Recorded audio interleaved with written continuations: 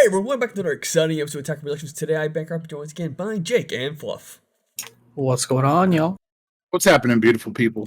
And today we're going over not just yesterday's, but the day before's card reveals because they're getting to the point where they're only dropping 4 cards. And 2 days ago, the 4 cards they dropped, 2 of them were pretty much basic and the other 2 are pretty much the same. So we're combining 2 days in a row, and maybe for the future, when we feel like they're getting fewer and fewer reveals, we'll do every other day just to kind of give a bigger episode every time. But we're going to start with the easier cards first, just to knock them out before we get to all the fun cards. SS Son Goku, it's a skillless, it's 20k, it's 2 energy. Yeah. I did some digging to see if there were any potential applications for this being a character named Son Goku GT, and it doesn't really seem like there's going to be anything viable out of that, outside of just having another combo target to get under your leader for that awakened condition. So I would expect that maybe we're going to see a Vegeta GT skills as well. Yeah, that would make sense. You think it'll be in the same color or a different color? I don't know. I don't know. I would have thought we would have seen it in red. I just went through the red reveals just to make sure we hadn't missed it already. Pan. But yeah, it's just pan so far. Yeah. So I don't know. We'll see. We probably won't get another skillless for red. Typically, from what I've seen, it's 2. Occasionally, we'll see a 3 drop, but we haven't seen a 3 drop in a while. I don't think. Going to our next card, it's a super combo. Vegeta, Lone Saiyan Warrior. Saner super which combo. Is a GT. So, yeah, there's our Vegeta GT right there. Again, it's just a generic super combo. They print them out of necessity at this point for new players. Yeah, part of me wishes they would have taken a little bit more of a risk with the super combos in this set, but I think with like Z energy and everything going on, they're just trying to keep the cards outside of that relatively simple. And as a reminder, all the star decks will have the bottom deck draw 2 super combos, which are the better super combos because they help you cycle. So this is just if you're not playing in binding starter decks, you have access to a super combo from just getting into a new set. Yep. But buy the starter decks. They come with great cards. Mm-hmm. All right, so the next 2 cards, we're going to go in order. They're practically the same thing. They're really great for the new Goku Vegeta leader. It's SS4 Son Goku, preparing to brawl. Permanent, if your leader card is red Son Goku GT, Vegeta GT card, reduce the energy cost of this card in your hand by 3, making it a 1 cost which works on the awakened side of the leader, and the unison benefits from these 1-drop cards now in your hand. Auto, when this card is played, draw 1 card, switch this card to rest mode, then place this card in its owner's drop area at the end of turn. But if you recall, the leader itself can combo cards in rest mode, so when this card is using a combo from your battle area, you draw 1 more card. If you use this on a leader swing, it's initially a draw 3. Yeah. This is essentially, when you consider your leader and your unison together, this is essentially draw 5 for no energy investment and 2 cards in your hand. It's a draw 5 with its partner, SS4 Vegeta, preparing the brawl. Practically the exact same permanent and autos. Yeah, really strong, really pushing the Z energy thing here. These cards are really rewarding the user for comboing these guys off as soon as they hit the field. It might be tempting to try to wait for it to come around to get the 20,000 swing out of the way from this. But drawing 3 to 5 cards extra per turn is really nice for no energy investment. Yeah, these are the kinds of cards I feel like we're going to have to see for Z decks to be, or decks that are centric on cards in the Z deck to be really relevant. Just like the way the game has been played up until now, you don't really combo until the mid game or the late game unless you're going for a particular strategy. And this is going to reward you for taking that hand loss by just refilling your hand and allowing you to play your deck the way you are meant to play it. Yep. And you can initially, on turn 1, just pay 1 energy for this card just to play it out of the way, swing the leader, because the leader on both sides can combo cards in rest mode. Which goes to the alternative awakening and all the other fun stuff this deck can do. You're never going to get a chance to swing with these cards. They're meant to just to play and combo. going into next couple of cards that were revealed over the last couple of days. Crack Dragon Balls. So as I kind of called it, if your leader card is a Shadow Dragon, draw one card, add this card to your Z energy from your drop area, which is pretty fantastic.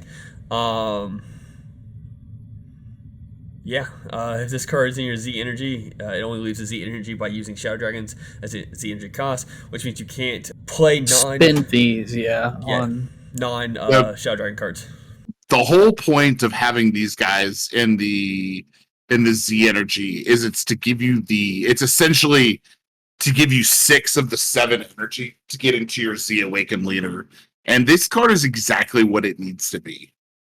You know, this card isn't anything flashy. It's a free draw one, so it replaces itself, then it immediately goes into the Z energy. This is just to get you to your Z Awakened side. And as a reminder, we did see a couple of Shadow Dragons prior that had effects on play. You just take them from your deck straight to your Z energy area. So, which is just as good as drawing them and then drawing an additional card as far as deck thinning goes. And another card for the Shadow Dragon deck, negate minus energy Powerball. Negate the attack. Additionally, if your leader is a Shadow Dragon card, choose all opponent's battle cards and they get minus 10,000 power for the turn. This is just fantastic, I think, especially the fact that the leader's ability to neg a battle card or unison after you negged one of your own battle cards. It's almost a floodgate. It's kind of a shame that this doesn't hit ignoring barrier or also hit leader in unisons, but I understand the limitation as to why it doesn't. This card seems really good and will probably find a 2 to 3 slot in the Shadow Dragon deck. Yeah, it's powerful enough that across the table you have to respect it and you have to play your turn in a very specific way. And especially in the early game, this card can be devastating depending on your strategy, like depending on if you play a lot of like 5Ks or things like that. I think if it did hit barrier, it would just be just insane and just be a 4 of in every Shadow Dragons deck. But, you know, as it stands, I think it's a really solid negate. And I agree with Fluff. You're going to play at least 2 or 3 of these. Yeah, and it pairs really well with a lot of things that the Sen Shenron itself likes to do, even though that's going to occur on your turn. And then this is going to occur on your opponent's turn. But red has this identity of negging cards out anyway. So if you're pairing this with something like Merciless Barrage Yamcha, or even like a secondary Wolfang Fist or something like that, or if you do decide to play like the Baby Unison and pair it with the Videls, you know, this could very easily get rid of a 30,000 on the field. And I did misspoke earlier. Fluff corrected in that sentence. The leaders only activate main, so you can't combine this with the leader effect, but still, it overall good negate. Part of the reveals, we had Pan Unite Emotions, but we've already talked about this card beforehand. It's a great one-drop card for the Pan deck. It's initially 1 cost. It comes into play potentially on turn 1. It's a 15k, so it'll get the 5k boost on the leader, which gives you that additional draw, which is fantastic.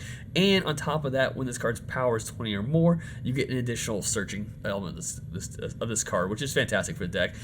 They just like to sometimes throw us the same card more than once, just to kind of give us more of a filler, I guess. Or just make sure we saw that one. Yeah. But the one we've been waiting for, Great Ape Son Goku, the Aggressor.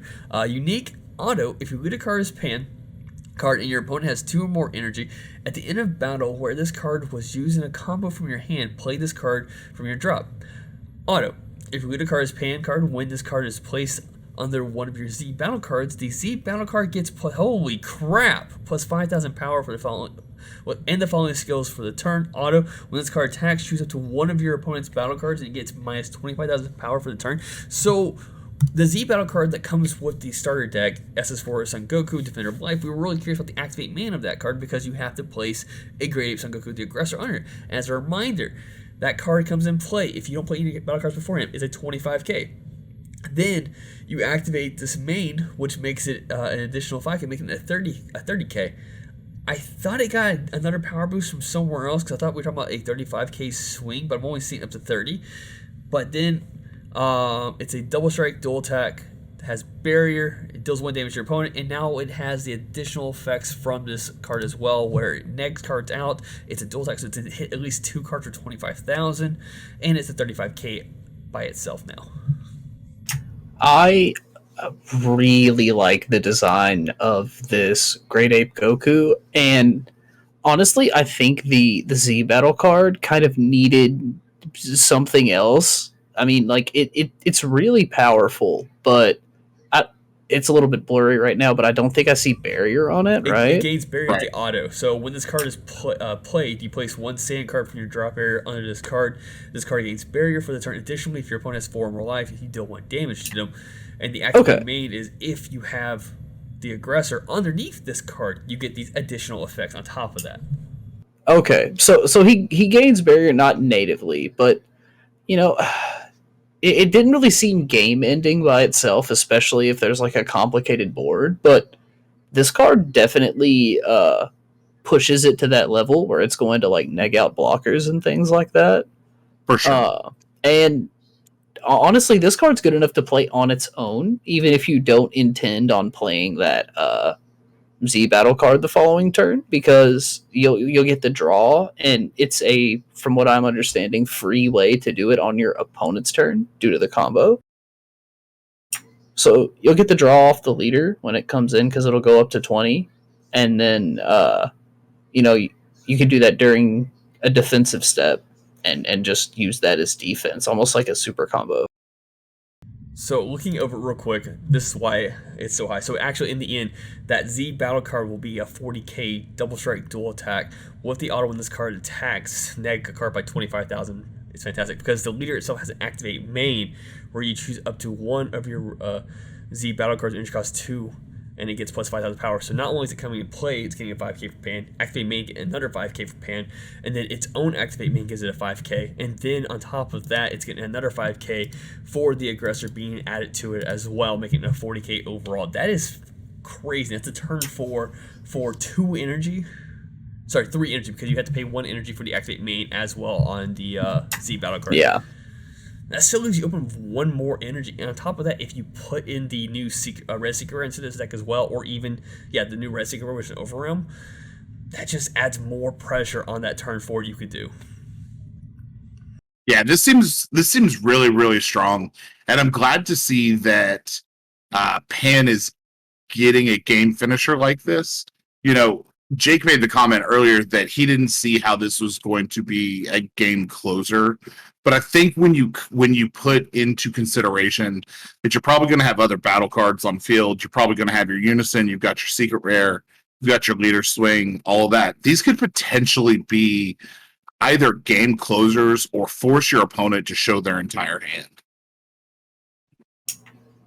Oh yeah, my opinion is, I mean, I thought it was powerful before, and then I started to kind of doubt it a little bit, because it is only a 2-drop, and like a lot of stuff hits that, but deflect barrier, like I was going back and forth, but this pushes me back into the super powerful must try category.